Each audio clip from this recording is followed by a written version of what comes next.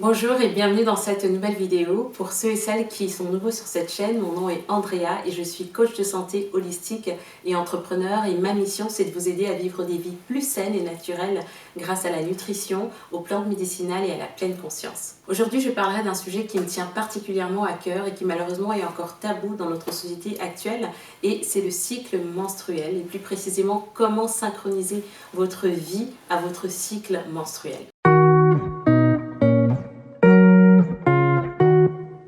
Vous avez certainement remarqué qu'à certaines parties de votre cycle menstruel, vous allez vous sentir plus énergique, plus déterminée, être plus extravertie, être plus bosseuse et fonceuse, tandis qu'à d'autres phases de votre cycle, vous allez vous sentir plus fatiguée, plus introvertie, avoir moins d'énergie, moins de motivation et avoir tendance à rester chez vous, regarder des séries sur Netflix. Si ça vous arrive, eh bien c'est tout à fait normal parce que les femmes sont cycliques par nature.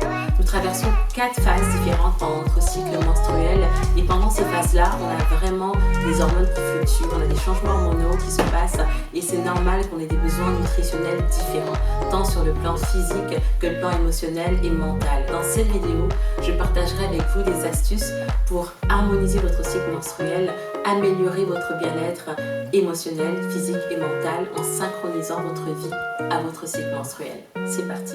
Alors pour la petite histoire, j'ai toujours eu un cycle assez irrégulier. Donc pour moi c'était normal. Parce que quand je voyais 28 jours, 29 jours de cycle normal pour les autres et ce que je voyais dans la littérature, pour moi ça me semblait complètement loin de ma réalité parce que moi j'avais des cycles de 45 jours, des règles vraiment irrégulières, des saignements abondants et je ne me reconnaissais pas exactement dans ce qui m'était véhiculé comme message. Et donc ce qui a changé, c'est que j'ai vraiment compris la corrélation entre mon alimentation, mon hygiène de vie, donc l'activité physique, mais aussi tous les autres facteurs qui peuvent influencer nos hormones tout au long de notre cycle. Pour commencer, il est important de connaître les différentes hormones qui vont fluctuer tout au long de votre cycle menstruel et avoir un impact sur votre humeur, votre énergie, vos besoins nutritionnels.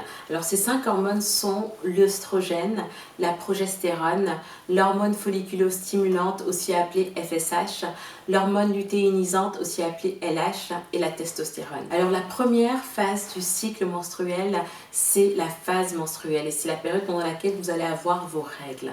Chez la plupart des femmes, ça va durer entre 3 et 7 jours quand on a un cycle menstruel régulier. Il y a une baisse de progestérone et cette baisse de progestérone va provoquer la perte de la muqueuse utérine et provoquer les règles. Donc les règles, en fait, les saignements que vous voyez sont vraiment provoqués par cette perte de la muqueuse utérine. Donc pendant vos règles, comment est-ce que vous allez vous sentir d'un point de vue physique, d'un point de vue mental et émotionnel?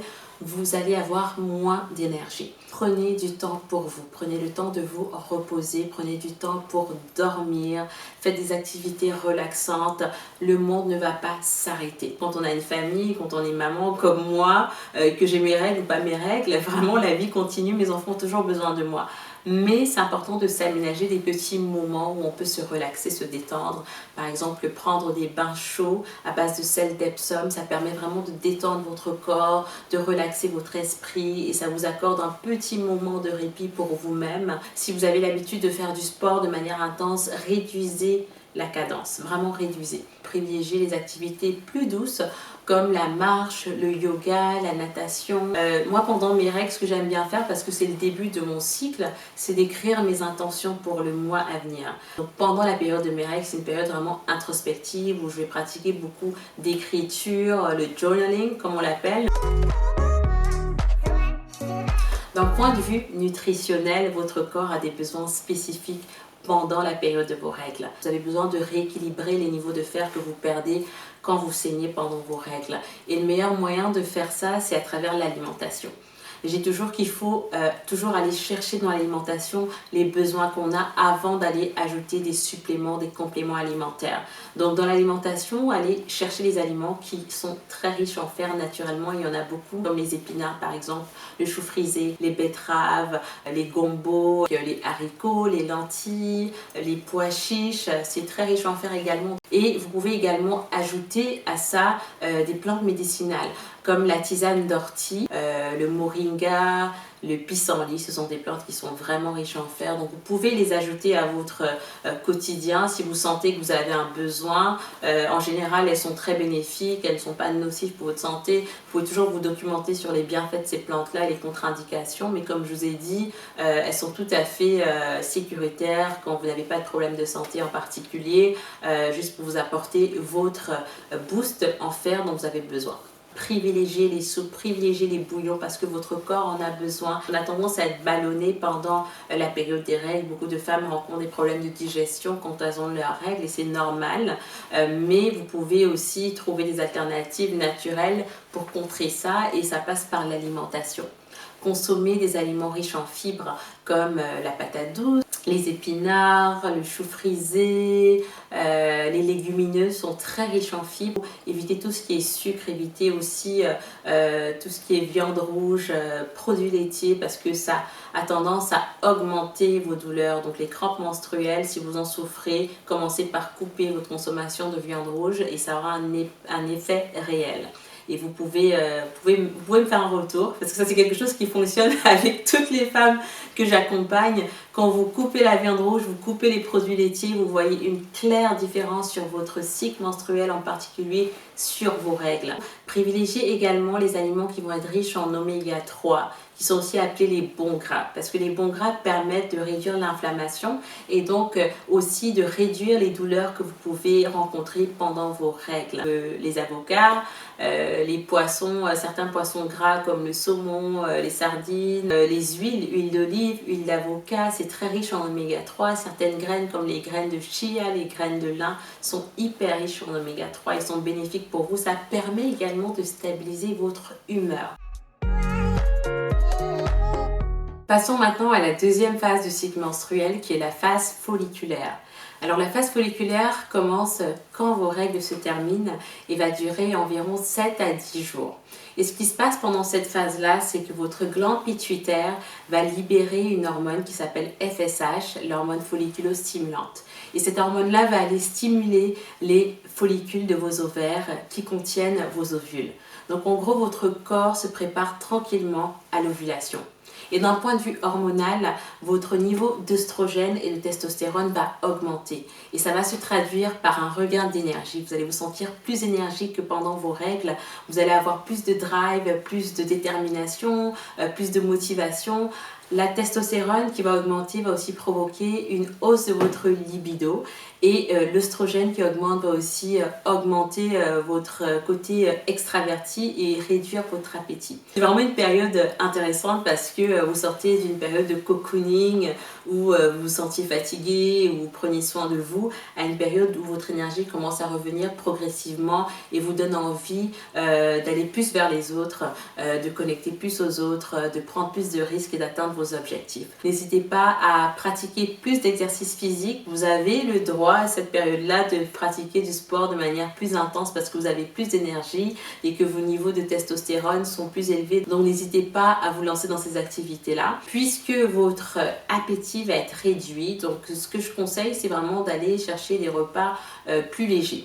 Donc vous pouvez toujours manger et suivre les mêmes recommandations alimentaires que pendant la période de vos règles, mais privilégiez des repas légers. Donc vous pouvez avoir des petits repas tout au long de la journée et ne vous affamez surtout pas. Même si vous n'avez pas d'appétit, vous avez le sentiment de ne pas avoir faim, c'est à cause de votre hausse d'œstrogène. Mais il faut quand même que vous nourrissiez votre corps. Donc prenez des petits repas tout au long de la journée, même si vous n'avez pas très faim, mais privilégiez les légumes, comme on l'a vu pendant la phase menstruelle, les aliments riches en oméga 3, et les bonnes protéines pour quand même vous garder rassasié. Donc ça c'est la phase folliculaire et c'est une phase en fait préparatoire vers l'ovulation qui est la période où les choses bougent un tout petit peu plus. On va en parler tout de suite. Passons maintenant à ma phase préférée du cycle menstruel qui est la phase ovulatoire. C'est aussi la phase la plus courte du cycle menstruel parce qu'elle va durer 48 heures maximum. Et ce qui se passe pendant cette phase-là, c'est qu'un ovule va être libéré de son follicule ovarien et se déplacer jusqu'à l'une de vos trompes de Fallope pour attendre une potentielle fécondation. Si vous voulez optimiser votre bien-être quotidien en tirant le meilleur de cette phase-là, eh bien suivez ces conseils. Qu'est-ce qui se passe d'un point de vue hormonal pendant l'ovulation, eh bien, votre taux d'œstrogène et de testostérone va atteindre le pic. Et donc, ça va vraiment être à son niveau le plus élevé de tout votre cycle. Et votre hormone lutéinisante aussi va augmenter. Donc, cela va se traduire par un regain d'énergie. Vous allez vous sentir plus énergique, plus sociable, plus extraverti. Vous allez également vous sentir irrésistible et attractive, séduisante. Vous aurez une libido plus élevée à cause de la montée de la testostérone. Et donc, la nature est vraiment bien faite parce que c'est aussi la période pendant laquelle vous pouvez tomber enceinte. Si vous avez des projets à défendre ou des entretiens d'embauche à passer, des rencontres importantes ou des personnes à convaincre, c'est le moment. Quand je vais enregistrer mes vidéos, ça va être pendant mon ovulation parce que je me sens plus en confiance, je me sens plus convaincante, plus pertinente dans ce que je dis et j'ai plus confiance en moi. Donc c'est vraiment d'aller vivre en harmonie avec les différents changements que vous vivez et de non les subir. Donc si je sais que pendant ma phase menstruelle, donc pendant que j'ai mes règles, je vais être plus fatiguée, je vais être de mauvaise humeur parce que je vais avoir des crampes, etc., je vais moins bien dormir, eh bien je ne vais pas programmer mes prises de parole publiques à cette période-là. Mais je vais plutôt attendre la période pendant laquelle je me sens plus énergique, je me sens mieux, en meilleure confiance et je vais plutôt programmer ces événements-là à cette période-là. N'hésitez pas à aller courir, à faire votre cardio. Si vous aimez ça, n'hésitez pas à faire plus d'exercice physique parce que c'est bon pour vous et vous avez de la testostérone, vous avez de l'œstrogène et ces hormones-là vous permettent de tenir dans des activités intenses, que ce soit dans la vie professionnelle mais aussi dans votre activité physique et dans votre vie personnelle. D'un point de vue d'alimentation, pendant l'ovulation, je suggère d'éviter les aliments qui sont riches en sucre et tous les glucides raffinés. Donc par glucides raffinés, j'entends tout ce qui est riz blanc, pain blanc, pommes de terre, tous ces aliments-là, les pâtes, etc. Tout ça, il faut l'éviter pendant la période d'ovulation. Privilégiez plutôt d'autres formes de glucides qui sont plus entières et plus complètes et plus saines pour vous, comme le quinoa, l'amarante ou encore les lentilles. Comme dans toutes les phases du cycle, il faut manger des légumes. Pour celles qui essayent de tomber enceinte, c'est encore plus bénéfique parce que vous avez tous les nutriments dont vous avez besoin. Vous avez des oméga 3 à travers certains légumes, vous avez de la vitamine B dont votre organisme a besoin. Alors il faut savoir aussi que pendant l'ovulation, votre corps aura besoin et envie de plus d'aliments crus. Donc privilégiez les salades complètes avec des carottes, des concombres, des tomates, des avocats, des oignons, des courgettes si vous en mangez crus, etc. Donc vraiment, n'hésitez pas à mettre un maximum de légumes crus dans votre alimentation parce que votre corps en a besoin à cette période-là. Et mangez également des fruits riches en antioxydants comme les baies, les fraises, les bleuets ou myrtilles et les framboises et tous les autres fruits qui sont riches en antioxydants parce que ça permet de faciliter la détoxification de votre foie et d'éliminer les hormones qui vont se retrouver en excès dans votre foie. La quatrième phase du cycle, c'est la phase lutéale et c'est l'une de mes phases préférées. Je vous en parle tout de suite. La quatrième et la dernière phase du cycle menstruel, c'est la phase lutéale et elle va durer entre 10 et 14 jours en fonction des femmes. Et pendant cette phase-là, ce qui se passe d'un point de vue hormonal, c'est qu'au début, vos niveaux d'œstrogène, de progestérone et de testostérone vont atteindre un pic. Et donc ça va ressembler à votre phase d'ovulation parce que vous allez toujours vous sentir un peu énergique, vous allez vous sentir motivé, vous allez avoir plus de détermination pour atteindre vos objectifs et puis ça va changer progressivement parce que la testostérone et l'œstrogène vont commencer à baisser et votre corps va produire plus de progestérone. Il faut savoir que la progestérone, c'est une hormone qui a un effet anti-anxiété, donc ça aide à vous détendre et à vous relaxer. Pour certaines femmes, la phase lutéale peut être un peu difficile parce qu'elles vont ressentir les symptômes du syndrome prémenstruel. Donc pour les femmes qui souffrent de syndrome prémenstruel, ça peut être difficile comme phase parce qu'on va commencer à ressentir des petites crampes, on va ressentir des changements d'humeur, de l'anxiété, des migraines, des maux de tête, des sensibilités dans les seins, etc., des ballonnements et tous les symptômes désagréables en fait du syndrome prémenstruel. Ça peut commencer en fait pendant la phase lutéale. l'idéal et c'est très important de pouvoir anticiper cela avec les changements alimentaires que vous allez faire tout au long du cycle. Ça détermine vraiment comment est-ce que votre cycle menstruel prochain va être.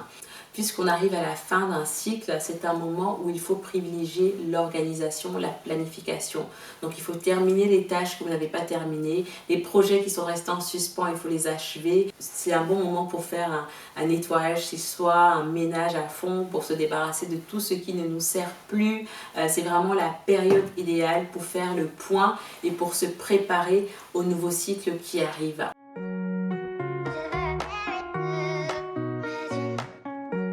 Il faut manger à des intervalles plus réguliers, donc environ aux 3 à 4 heures, manger pour couper les envies de sucre.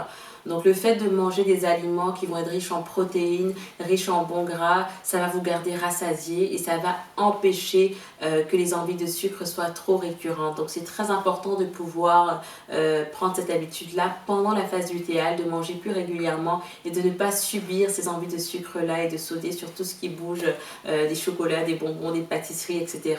Parce que cela aura un impact sur vos règles et les douleurs que vous allez ressentir, l'inconfort que vous allez ressentir et tous les symptômes désagréables qui peuvent arriver pendant et avant les règles. Beaucoup de femmes vont avoir des ballonnements avant leurs règles, donc c'est très normal parce que la progestérone a pour effet de ralentir la digestion et par conséquent ça va créer chez certaines femmes de la constipation.